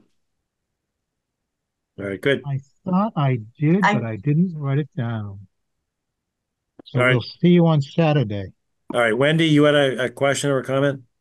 Yeah, just very, very briefly. At our last meeting, we had talked about our virtual tree bank and the possibility of sharing some of those resources with Glover School, that is hoping to plant some trees at in their schoolyard. And Phil and I have been in communication about what our virtual tree bank is at the moment. And I have to say, I was delighted to find out that we have quite a bit of money in our tree bank. And there's a potential for sharing a lot of trees with people around town that might be interested. But what I'm curious about. Hang on a second, Wendy. The tree bank is a term that I have probably used too much. It's not actually a bank. It was a virtual inventory. Don't confuse that with, we have several different money accounts. Some of them are restricted and therefore other purposes, like the revolving fund, which is the result 15 years ago of the town meeting. That's a revolving account, and we can only expend $15,000 per year. So it may say $91,000 in it, but that's not the virtual tree bank. That's a different account. So and we have actually several different accounts. So it's really easy to get confused. Some are restricted, some are not. I mean, they all have to be expended only for environmental purposes. But the bank is, what I refer to as the bank, was sort of like an inventory of credits as well as money. Some people actually donated money at $500 per tree, which was originally based upon $350 for the tree and $150 for the planting, so it was $500. And if the people couldn't plant those trees on their limited space, there was just not enough room, then they gave the money to the town, or they gave a credit. And I'll give you an example. Wollaston Golf Course has a credit, and that should be on what I call, I've referred to it as a tree bank, but it's actually like a virtual credit list. And that's what Kathy Bowen has, or had anyway. Like I know that we've got trees committed by Wollaston Golf Course. And I think there were others that committed to that as well. So just when you use the term bank, be careful about money versus trees credited to us. Okay, so Philip has shared a couple of different documents with me, presumably in the files from Kathy, and like I'm looking at one of them now. There's there's $4,000 at A. Thomas and Sons. And then there's an expense report from the town of Milton. And it appears that there's a couple of different pots of money. One of them is labeled as fines for wetlands violations. And maybe what I could do is print these off and bring them with me on Saturday. Sure. And we've distributed them in years past. Mm-hmm. The one that totals out at 91,000. The way we got there was 88 Milton Street paid a fine of $75,000 about 15 years ago. And so that kind of boosted it up. That's why it's at that level. But fines and fees are the funding source for the revolving fund. And that's the one that's restricted to $15,000 a year. That's how we paid $10,000 for the signs that Arthur was instrumental in locating and getting DPW to put them in place. Yeah. So we expended all that money for fiscal 24, and we've spent a chunk of it for fiscal 25.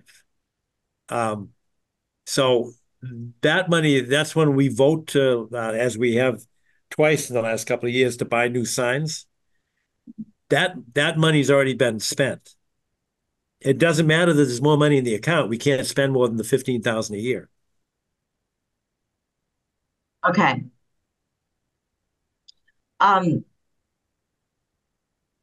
Okay. I think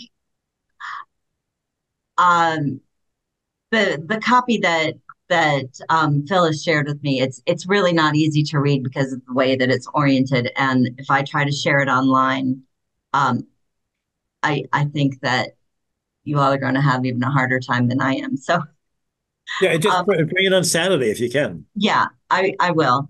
Oh, that'd be good. Okay, but bigger picture, regardless of the amount of money that there is that could be spent on trees, I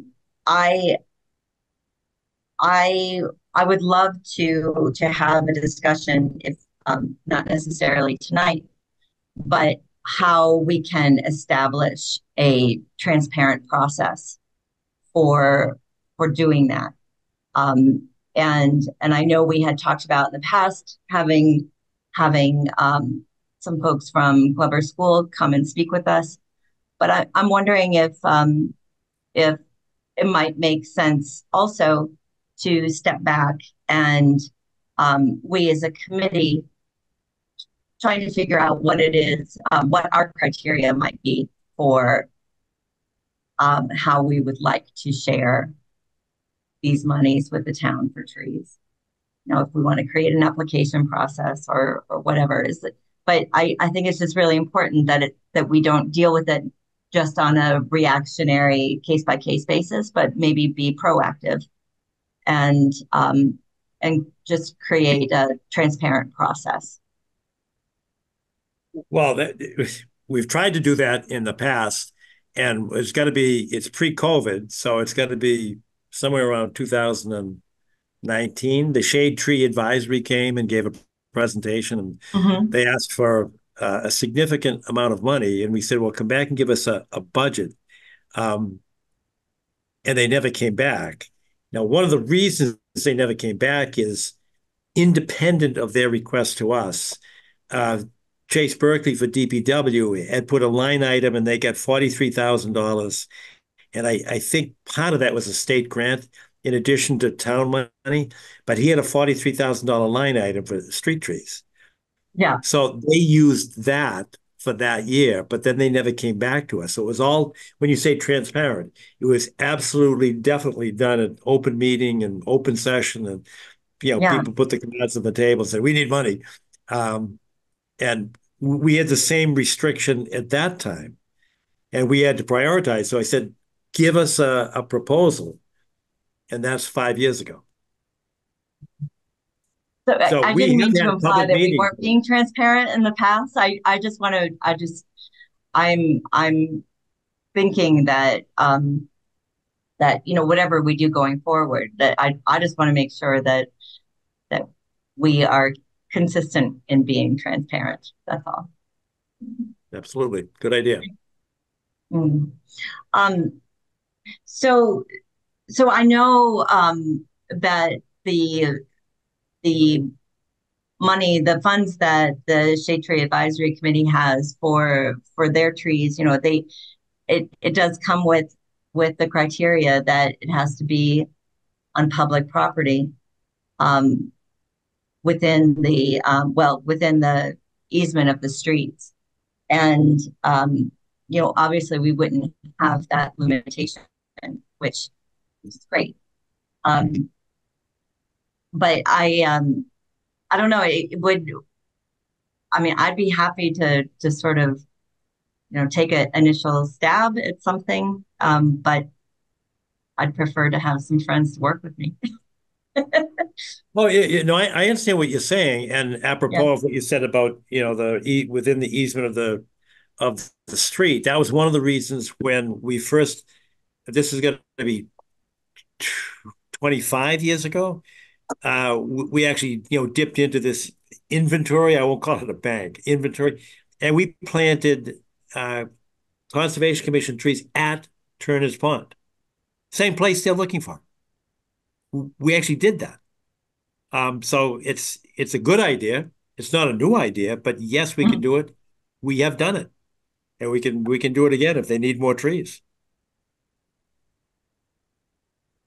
Well, but I think what we're talking about with the potential collaboration with Glover is that we as a commission would not be the ones doing it, but rather sharing our money so that they could do it.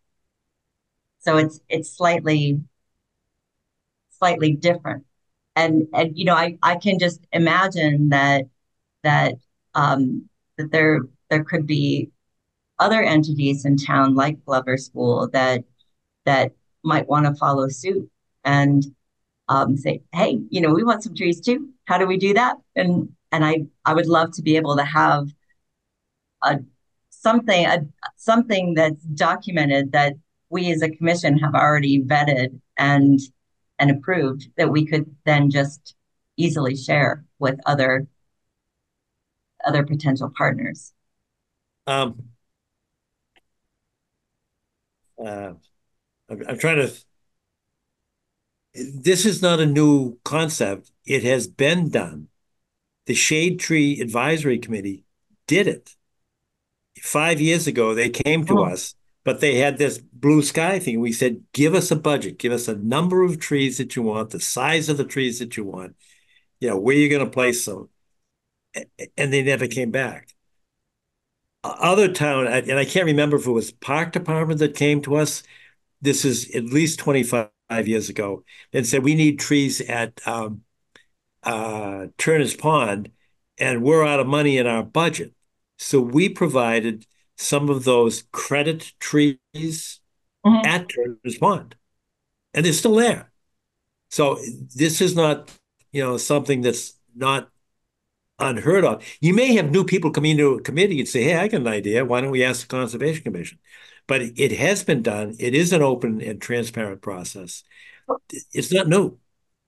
I fully understand what you're saying, but where I feel like there's a disconnect is that if somebody has an idea like, hey, I heard that you can get trees from the Conservation Commission, where is there information that they can find? It would be wonderful if there was just, a link on our page of the town website, for example, like, here's an application, if you'd like some trees, here's the information that we're looking for. Just to make it valid, easy. Very good point. Yeah. Excellent point. We need a lot of work on our website because public education is, I think, I know I personally have fallen down in that area. That's an area where we could do a much better job, teaching people that, we talked about it when we were down at Brookside Park there about how do people know that if you live next to the river, you're supposed to get a permit. And we talked about how do we educate the realtors to get them to tell potential buyers of houses in Milton, listen, we have a Conservation Commission. This is what they do. It's on us, and we really have to do some better work on our website, on the town website. I think that's a great project and a great idea. I'm 100% with you, but I don't know how to do it. So. I mean, revamping the website and webpage and having everything included that we should have up there, that's a whole nother conversation. But but I'm just talking about one little piece, just can we come up with like a one-page application for people that want to propose using some Conservation Commission funds to put trees on their property for these projects that are beneficial for the town. Absolutely. I think you just talked yourself into a project. Just come. You know what I should do? Just come up with the application. Okay. Just like you did for that initiative. That was perfect. It worked. You just wrote it out and we voted on it and we support you enthusiastically. All right. All right. I'll add it to my list of homework. Thank you, John. Wendy, there's also an application for the shade tree on the DPW website if you want to look at that. That would be an awesome place to start. Thank you, Phil.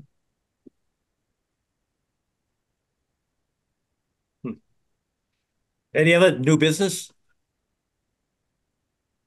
Hearing none. Is there a motion to adjourn? We'll meet again on Saturday at 8:30. Hans, you got to move for that, right? Yeah, I'll make that motion. Yes. All right, perfect. Seconded. All in favor? Aye. Aye. All right. God bless all. Thanks, Bill Gallagher. Thanks, everybody. See you Saturday. All right. Bye. Bye.